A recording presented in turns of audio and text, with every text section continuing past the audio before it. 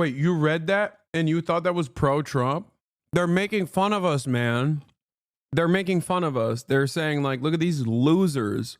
They're laughing at our incompetence. Dude, I swear to God, I feel like American exceptionalist attitude is so baked in to the collective consciousness that they just genuinely have no way of comprehending when someone is making fun of us.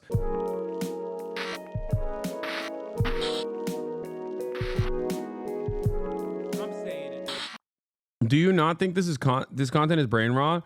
I feel like it's literally killing the attention span. Yes, but it's not just TikTok. That's my point. I don't disagree with you. Yes, I think all of the attention economy is actually warping the people's brains. But guess what? Do you think it's just TikTok? Is that what's going on? Is it only on TikTok? Well, okay, now they got Instagram Reels. Now they got YouTube Shorts. Every app's doing it. Look at Twitter. Bro, this is not even funny. Do better. Get debated. Thanks, man. It's crazy because, like, this is not, like, everything that these guys complain about brain rot, everything that people complain about, data privacy, like, every other application does it, and in worse ways, too. Oh, you worry about disinformation? What's the government doing about that? Because last time I checked, Facebook is talking about how little they're doing. They love disinformation. That's what Mark Zuckerberg is saying, at least publicly, to garner favor with the right wing. Like, that's the situation in the United States of America. Understand something.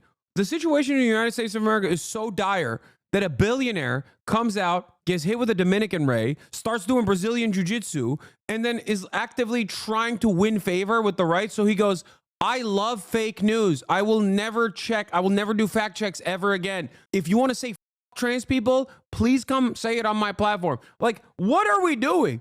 That is how you market yourself now? That's how you market yourself. Like, it's crazy to me that the things that we value in America are so busted that you got, like, the gayest liberals like Mark Zuckerberg, okay, who are obviously not all that considerate about, like, LGBT shit. They don't care. They just don't care. But, like, they're libertarians, okay? All they want is deregulation. They don't give a f if it's a lesbian doing the deregulation or if it's a white guy, a white man doing the deregulation. They just don't care. And in that process, after going to whatever Ivy League institution and living in San Francisco for years and years and years, these gay-ass libtards turn around and they're like, oh, dude, you know what I love? Shitting on queer people. Please. I hate vaccines, actually. I've never liked vaccines. I've never been a fan of vaccines. Please don't get vaccinated. I will actually make sure that my children are not vaccinated. They're just lying. But you have to pay attention to, like, what they're lying about. And it's wild that this is what they're lying about. They're like, back in the day, they were just like, oh, we love gay people. It's our favorite. Please be gay. Okay, sure, that's bullshit. But ultimately, it's like, oh, we're promoting tolerance. Now they're promoting intolerance. I didn't care when they were doing the other shit either. But they might as well have never done it if they're just going to turn around and be like, actually, gay people, dude. I hate them. Like, what is happening? They went from virtue signaling to vice signaling. How do we not recognize that that is so busted? You really need to provide context. I'm so lost. The very same wealthy people that fake acted like they were allies to queer people because they just wanted to market, virtue signal, act like they care about certain shit when they obviously don't, specifically to do marketing, are now marketing in the exact opposite direction. But the problem with that is that when you're marketing in the exact opposite direction, you're literally just marketing vices. Okay? Virtue signaling is fake, it's phony, it's lame, whatever. Vice signaling, on the other hand, is bad because you're just promoting being a piece of shit. Like, I would rather have the lame shit that I don't care about than the opposite of it, where it's like, nah, it's awesome. It's awesome to be a piece of shit. You should bully those who are weak. And we shared a little bit of that, but wait till you see what Will Ripley has to show you. I mean, that's how Chick-fil-A became so successful. It was good Christian bigot marketing. No, Chick-fil-A is successful because it has a good product. It doesn't matter Or it doesn't matter if Chick-fil-A is gay as hell or Christian as hell. It's because it's good product. That's it. Good product and good service. The problem is these guys don't have like a great product. Their product is like letting you communicate. And now they're just saying like, you know, you can go gung-ho with your misinformation on our platforms. It's awesome. Please bring your misinformation back to us.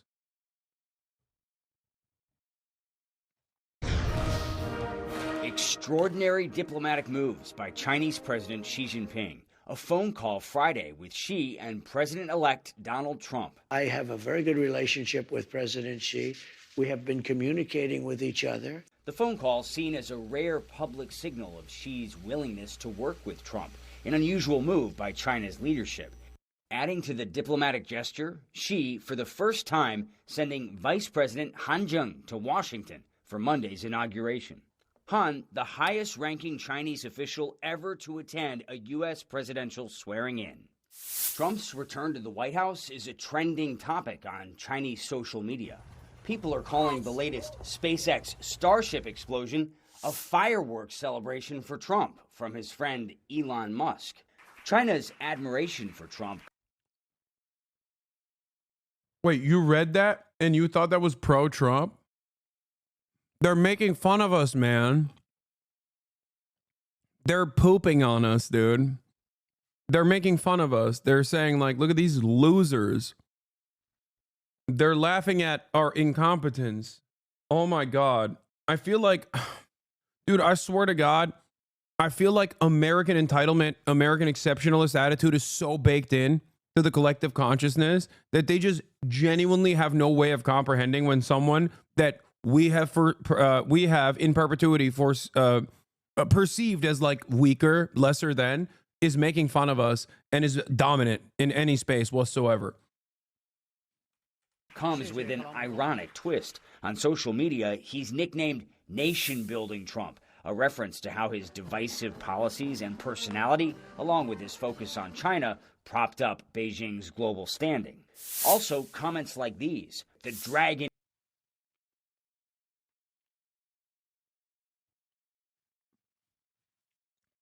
Oh my God. King is coming back. The official photo of American Empire's King Trump. Don't worry, TikTok is the home base for Trump. He won't ban it.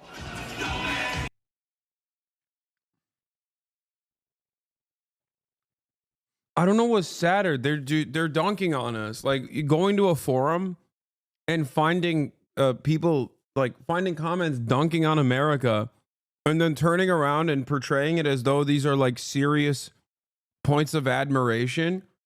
I don't know what's sadder, the fact that they like don't get it or why they don't get it. I don't understand. Like they're saying Trump is great because he makes, you know, he accelerates America's demise, which then allows all of these other countries to come to China for help. That's the argument that they're presenting. That's the way they see it. And it's like me also sometimes jokingly saying like Trump, Reis. It's like how I talk about Erdogan, like fake positive.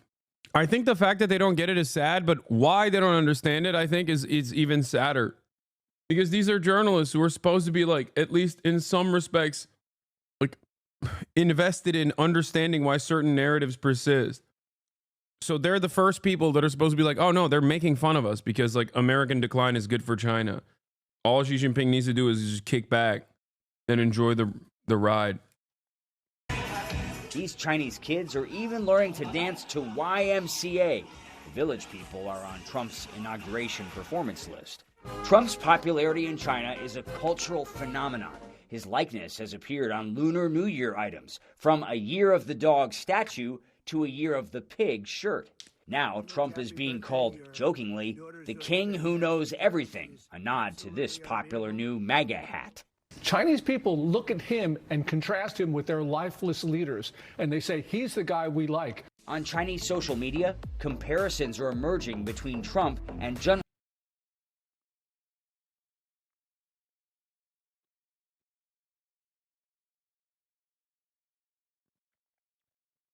Oh my God. Oh my God. Oh my God, this entire Oh my God. We're so cooked. No, this is really funny. It's giving, look, it's getting warmer outside. That's not a bad thing. I'll be able to enjoy the warmer climate while you're facing like Pompeii certainly is not going to erupt. A little bit of the ground shaking doesn't mean anything bad. Look, we can enjoy the hot springs while they last. Like, what is happening? It's just like they're making fun of us. They're obviously making. Oh my God. The volcano is Vesuvius. Sorry. Shut up. Juan, the cunning and resilient protagonist of the hit Chinese drama Empresses in the Palace. There is even a Trump fandom in China. The Chinese call Trump Chandaye. The meaning is a great Trump grandfather. This is not Trump's first cultural impact in China. During his first presidency, he became the only foreign leader in modern history to dine in the Forbidden City. The move, orchestrated by Beijing, appealed to Trump's love for spectacle, a brief honeymoon phase in U.S.-China relations, later derailed by trade wars and the pandemic. It all can go downhill very quickly, as we saw the first time around. But despite all of this rhetoric and the tough on China cabinet led by Marco Rubio that Trump is assembling, people in China do genuinely really respect him, almost love him. They like the fact that he's rich. They like the fact that... Bro, this is CNN. Dude, I can't believe I would ever say this, but like resistance liberalism at least was like accidentally arriving sometimes at like decent coverage. And now that we don't even have like 2016 era hashtag resistance liberalism, they're just straight up covering, they're just glazing Trump. Oh, this is unbelievably bad. Not only is it unbelievably bad because like no one, there's going to be just no dissent whatsoever. And it means that all of the liberals that annoy you, that at least initially hated Trump, are going to start liking Trump because he's the great China warrior. But also, simultaneously, not only is he the great China warrior, but also China respects him for his might. Why? Because I watched a CNN report saying that. That's incredible. That he has socially conservative views. A lot of people in China share those views. So it's really interesting to go on the Chinese internet and just see all of this praise for Trump, even with people knowing that it could be a very bumpy 4 years ahead. Yeah, it is. It is really fascinating, but incredible how overwhelming. I mean, down to learning the YMCA. Yeah. His socially conservative views. Yeah, you mean hating the Chinese? Like what? Yeah, Chinese people love how much Donald Trump hates the Chinese. It's their favorite thing. They love that Trump kept saying China flu and like led to an increased number of like anti-Asian hate crimes in the initial months of COVID because he just kept saying Chinese are responsible for it. Chinese people love that. They were like, that's so sick. We also think that. We did COVID. The Chinese people hate woke shit is so funny. Why they glazing Trump like he ain't hating China? CNN is glazing Trump by misunderstanding what the Chinese sentiment over Trump is. And they're doing that because Trump is anti-China. Okay? All right, Will Ripley, thank you very much. And Fareed Zakaria is out front with me now. Fareed, you talk about learning the YMCA. It's just a small thing that actually means a lot and says a lot. And then you've got this phone call between Trump and... It is pretty funny, though. Like, Chinese people hate woke is so funny because it's like the anti-DEI Chinese guy that I invented the other day. Like, yeah.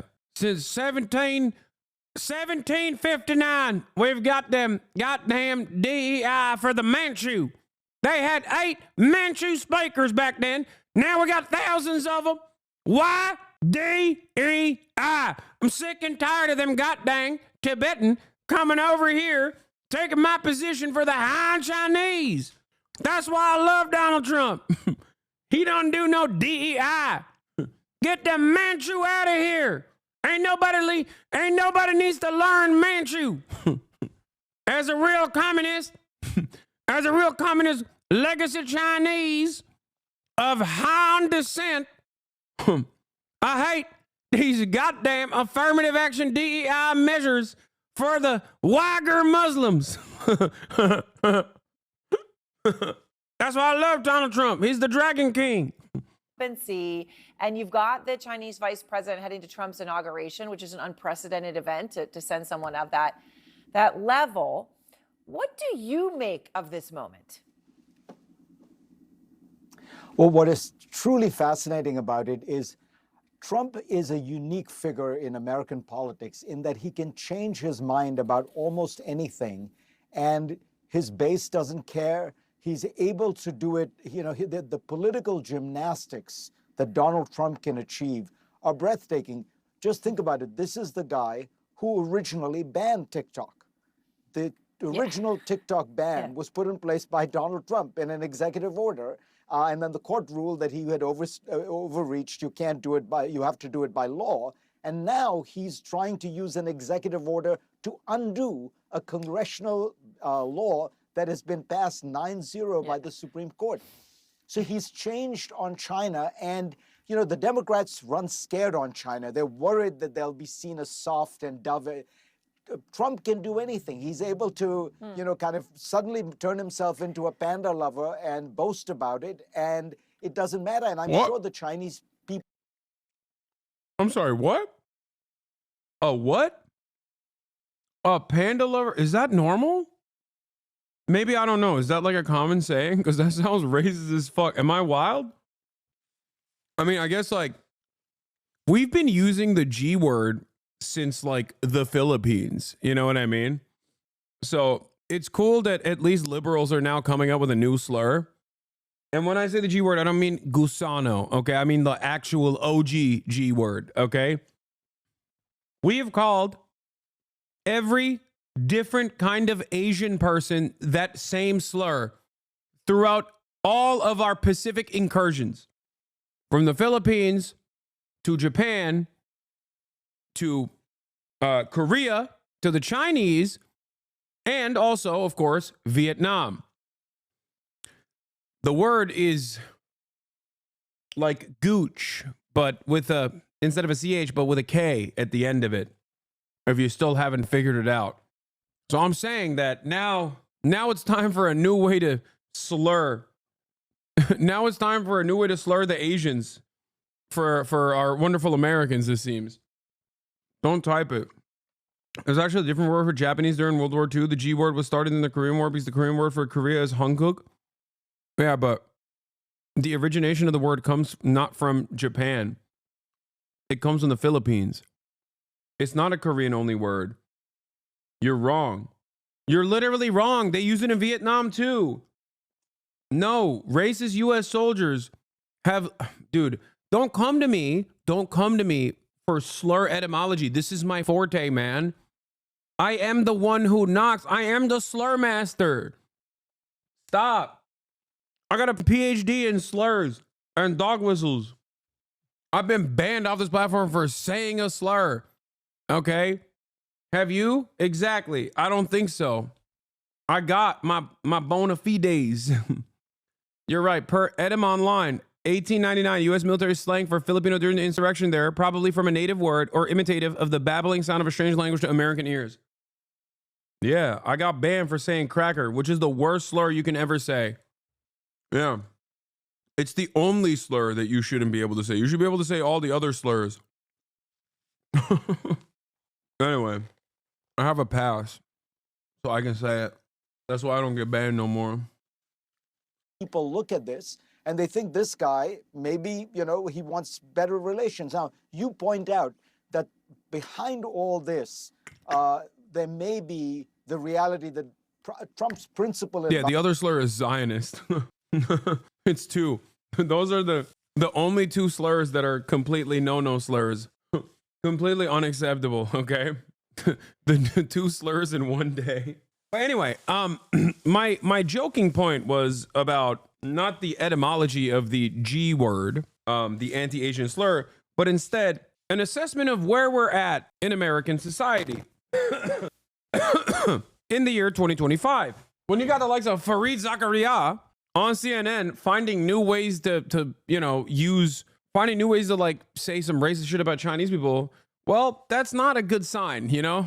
It's not a good sign about our upcoming foreign policy adventurism. Seems like we're just like doing, even on the wokest side of the news, we got people doing weird takes. Using Gordon C. Chainclip, by the way, who wrote this book. It's been 23 years, 5 months, and 18 days since China's coming collapse. Your treat for 170. Advisor at this point is Elon Musk, and Elon Musk has always had soft views on China. He, as you say, China is a huge market for him. He admires China's engineering and skills. So we might see the most extraordinary thing in this Trump second term, which is despite an administration of hawks, Donald Trump ends up being the dove. It is amazing. I mean, certainly you heard, Marco Rubio be clear where he stands, right? Yeah, my goats, Elon Musk and Donald Trump, finally normalizing relations with China. Normalizing relations with China further. My kings. A situation where China controls everything in the United States if we don't watch. Oh my God, we're doing the same We're doing the same thing Rachel Maddow tried to do last time, man. The more like anything that the Trump administration does that's like even remotely positive in terms of foreign policy, the liberals are just going to actively be against.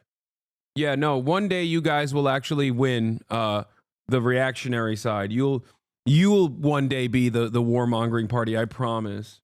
Why is a high official from China attending his inauguration? Deals? Yeah, dude, because the Chinese love him.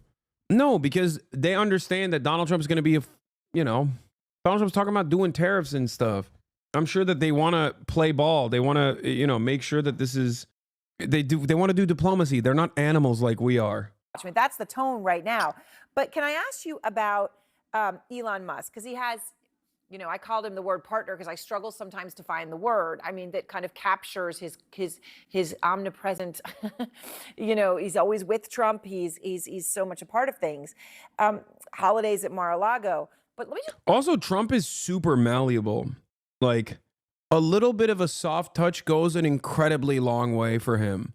Like he's not as invested. Like he understands that the military industrial complex is powerful, important. These are important, valuable donors, right? But also when he likes someone, he really likes them. And it's pretty easy to get someone like Donald Trump to like you. You just, glaze him a little bit. You flirt with him a little bit. Bro, Kim Jong-un did it. Like, what are we talking about? Like, think about that. Kim Jong-un was able to glaze Trump enough that Trump accidentally arrived at like a decent foreign policy for Korea. Think about that. I saw a comment on Redbook saying that their government told them that our government invented COVID in a lab. Like, holy shit. That's so funny. They're doing the same thing that we're doing. I have seen some of those like Chinese Voice of America style outlets, Global Times, every now and then writing articles about like vaccine efficacy. So yeah, they're doing the same shit to us that we're doing as well. just play Hilarious. again part of what Musk said about China that we have on tape. Well, I'm a big fan of China. We just say that. I've got a lot of fans in China. Well, the feelings are reciprocated. So I know you're not a fly on the wall in their conversations, but Trump is the one who initially put these incredibly tough tariffs on China that the Biden administration continued. So do you think Musk changes Trump's mind on this? I mean, for Musk, this is everything. I mean, it's existential when it comes to his business and net worth.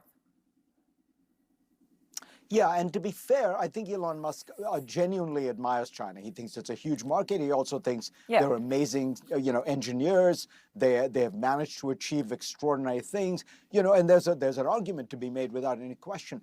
But you're right that Trump in his first term, it wasn't just the trade wars. He established the Space Force entirely as a response to China. There was a comprehensive shift in U.S. policy under Donald Trump toward a much more hawkish view on China. So for him to reverse course and unravel that all would be something, and it would point to Musk's ability to moderate him. Look, it might end up resulting in the U.S. and China having a better working relationship. around issues of trade, issues of technology, and issues of geopolitics, which would be a good thing. Fareed, I have to ask you also about China and Russia. I mean, you know, the U.S. has said China has been very helpful to Putin in various ways over the course of Putin's war in Ukraine. And today, Putin signed a new pact with Iran's new president. So there's this new pact that got signed, already close relationship between the two. We know Iran's such a crucial provider of the Shahed drones and other things. But how significant is this deal that was just signed? It's significant in that it reminds you once again that Putin is in bad shape. Putin needs arms from Iran. He needs the drone technology that they have. Imagine that. Iran is providing Russia, once considered one of the most advanced, technologically sophisticated countries in the world, with weapons technology. He needs North Korea for personnel, for military forces, and he needs China for all kinds of technology, computer goods, and money. Without China, Putin would not be able to do what he's doing in Ukraine. And so it's an absolutely critical meeting. And by the way, back to our earlier discussion, if Trump wanted to achieve something really heroic on foreign policy, it would be to take his new relationship with China and get the Chinese to stop supporting Putin's war and, in fact, pressure Putin to sign a peace deal. Now, that would be something.